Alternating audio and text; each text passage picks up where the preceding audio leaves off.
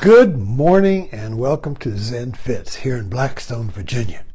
Can I get close to you? So happy to be here on this beautiful morning. Monday, it's Monday in Blackstone, the center of the world. But then you too are at the center of the world. So let's talk about Mu. The title of this talk is The Bodhisattva of MU.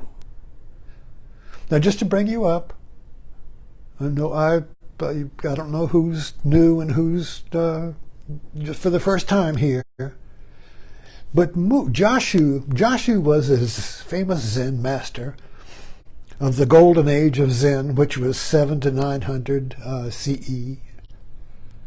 And Johsu's Mu is called the breakthrough cone of Zen. The great barrier of Zen. You have to get through Johsu's Mu if you're going to practice Zen. If you're going to get to this next level, if you're going to get above the first floor to the second floor, so to speak. It's a barrier. It's something you have to break through. And the question of the cone is, what is Mu? What is Mu? That's your question. That's what you have to discover.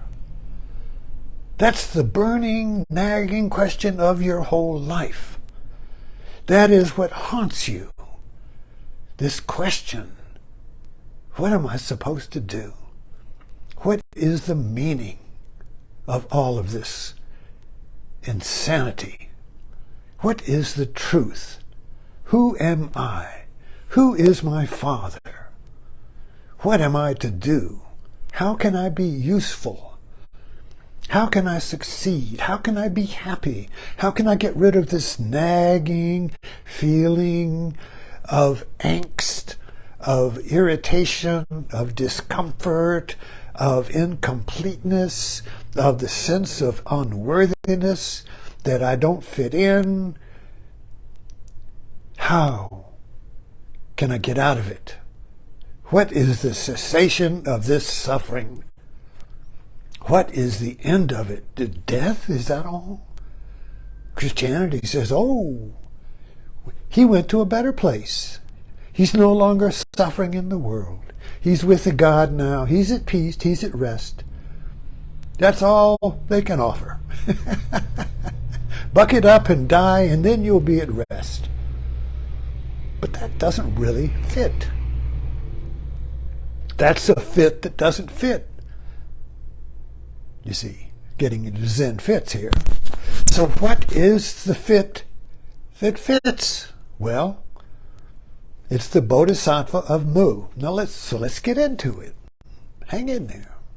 So just briefly, the Zen cone Johsu's Mu is a drama. And all Zen cones are a drama, reduced to a simple situation with two incompatible viewpoints. So we got the viewpoint of the monk, and you got the viewpoint of the master, who is this Johsu. The monk's viewpoint is that I'm suffering. I hurt. And so I'm going to ask this master, if a dog, does a dog have Buddha nature or not? Now, it's the truth in Buddhism that all beings have Buddha nature. All beings, from the beginning, at the origination, at the Big Bang, are Buddha, are the one. When you have the one, you're at rest. There's no second. It's only when you got two ones that you got the rub. So what is the one that has no rub, you see? The monk wants to know this. And he asks it in the frame, but does a dog have Buddha nature? Which really, under the surface, he's saying, Jesus Christ, since a dog doesn't suffer, the dog has Buddha nature, why do I suffer? Why can't I have the same rest that a dog has? A dog's happy being a dog. I'm not happy being a human. Why not? And Johsu says, Mu. Now, Mu in Japanese means no. So we got the question of the monk. Does a dog have, why can't I, what is the end of suffering? And Johsu says, Mu, no. Now what is Johsu saying? This is a different viewpoint. You got the viewpoint of the monk. That's our viewpoint. That's you. You got to be the monk. That's the discriminating mind that's saying, is it this or that? Why can't I find the one? Why can't I be at peace? Why can't I be at rest in the world? Not in heaven. Screw that. I want to be at rest now. How can I be at rest now? How can I be happy now? How can I be fulfilled now? Not tomorrow. Not at the end of my life. How can I be free now? That's what I want, you see. But I'm stuck. I'm stuck in yes and no. No is yes. I'm stuck in the revolving door. I'm stuck in the tape loop. I'm stuck in Ground Hog Day. No matter what I do, I'm still in the same situation. No matter what I do, no matter what teaching I go to, no matter what lessons I listen to, no matter what book I read, no matter what I try, no matter what I do this or not do that or whatever, I'm still stuck in the same situation. With the question, what is the end of this suffering? What is the cessation of suffering? And of course, Buddha went out to find that. Sakyamuni Buddha. He wanted to find the cessation of suffering. So anyway, so we are Buddha. From the beginning, all beings are Buddhas. From the beginning, all beings, you are Buddha looking for the cessation of suffering. We are all Sakyamuni Buddha looking for the cessation of suffering. So if we find the cessation of suffering, we have to be Buddha. We have to do what he did, as he did it. Not from a distance, like, oh, I'll read it and study it. Oh, I got 8 steps, that's all. 8 steps, I can do that in a snap. You see, we want instructions. We want steps, and the easier the better. We want a way. So Buddhism, Zen Buddhism, has always got the question of the monk is asking, what's the way? And the master always says, Mu. Or, there's no way. What? But you see this, so anyway, let's get into the Bodhisattva of compassion is Mu. Now let's get into it. What is Mu? Well, if you think you can find out what Mu is with your thinking mind or your intellect, you're the monk. That's the viewpoint, the monk's viewpoint. All right, let's say you go to a movie and you want to enjoy the movie. So what do? You suspend your discriminating, critical mind that sits in the sofa and criticizes the movie. Now, we used to have movies here, and we would have our neighbors over, and one neighbor would sit there, and in the movie, she would start talking to the movie and saying, now, I wouldn't do that. That is absurd. I would never do what that person did. She couldn't suspend her discriminating mind. She couldn't surrender to the movie and inhabit the movie like we were. You don't enjoy the movie unless you inhabit the movie. As long as you sit on the sofa criticizing the movie because it's not doing what you would have done, you're still in your discriminating mind. You're still the monk saying, does the dog have Buddha nature or not? Is that the right thing to do or not? Separation. There's the couch and there's the movie.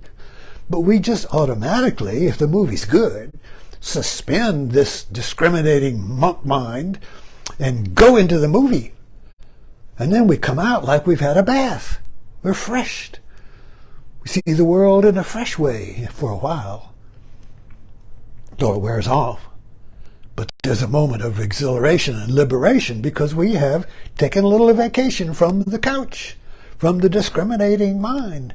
Now, the discriminating mind is not bad. It's the modern mind. It fixes machines. The discriminating mind, should I do this or that? Is this a good part or is that a bad part? It's this choosing mind is the way we create good stuff or fix stuff. But when it comes to asking the question, who am I? We got to get off the couch. We got to get into the situation. We got to suspend judgment. We got to suspend discrimination. Yes and no, this or that. We have to suspend the monk and become Johsu. So to get through a cone, to penetrate a cone, you have to penetrate it as if it were a little drama, a little play, and you have to be both sides. But they're incompatible. So first you look at it from the monk's view, and then you look at it from Johsu's view. You have to be Johsu. You have to be the monk. If you go to therapy, you're in a marriage dispute, argument, and the therapist is, well, listen now, take your wife's viewpoint. Take your husband's viewpoint. Now go back and forth, you see, taking each other's side. And what happens? You make a leap to a new viewpoint that includes both sides. You suspend the argument, the double mind, the tape loop, the Ground Hog Day, and just leap out of it into a new world. You discover a new way of being, a new way of knowing that you couldn't imagine before, but you had to suspend the imagination mind. Okay, so got to get back to the title here if we can. The Bodhisattva of MU. All right. So in Zen, Prajnaparamita, which is the Zen I have discovered in my late life, which is the active Zen of working with cones, or the contradictions in my life, not in cones over there. They're a metaphor for the cones of me, my contradictions, the situations in Groundhog Days in which I'm stuck. How do I get out of that? That's what I'm interested in. How do I get out of the tape loops of my life, the little whirlpools where I go round and round doing the same thing over and over and over and over and over again? How do I get out of that? MU. So you work with me here. Prajnaparamita Zen, the school of Zen, says compassion is the way. Compassion.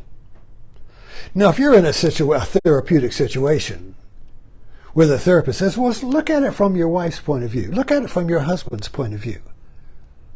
Instead of just looking at your point of view, which is the monk's point of view, look at it from Johsu's point of view. Now, Johsu is not choosing between the yes or no of the monk.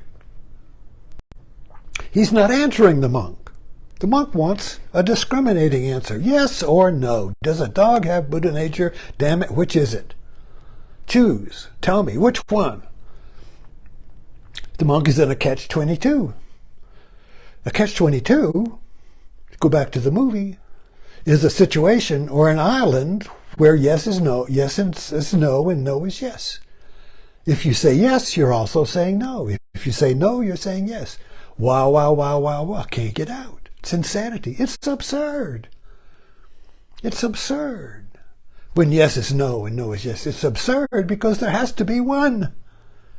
There can't be two realities, two gods, two worlds, running in parallel or in opposition. There's one. We know in our heart there's one. We know without doubt there is one. But where is it? Our mind divides it. Every time I think I got the one, it's two. Catch-22. Yeah, wow. The monk. No matter what I do, I'm the monk. Asking someone else for an answer. Asking the priest, the therapist, the political leader, the cult leader, whatever. My wife. What is the one? How do I fix this box? How do I get out of this situation? How do I get out of this? I'm stumped by this damn thing I bought. How do I get out of it? What's the one? With me, you know, my little neurosis. If I get a new box or a new package or anything new, I start fumbling around trying to open it the wrong way. And she comes in, puts her finger right on it, boop, opens. That's the one. So we know what the one is. The one is the way out of our Ground Hog Day. But we can't find the one using the mind of the monk, which splits everything into yes or no. I got to drop that mind. I got to suspend that mind. I got to get off the couch and get into life and become the movie. So I have to become the situation. That's compassion. I have to become the situation I'm in, which is the life that I'm in right now, in order to be free from the Groundhog Day or the monk's mind. Mu. Now, mu does not, mu, the no, is the no that is yes. That's what it means, the no that is yes. So the teaching of Zen is ironic. The teaching is ironic, and it can't be understood by the discriminating fundamentalist mind. You tell a fundamentalist an ironic joke, they won't get it. You know, you tell a fundamentalist just believes in facts. This, everything is this.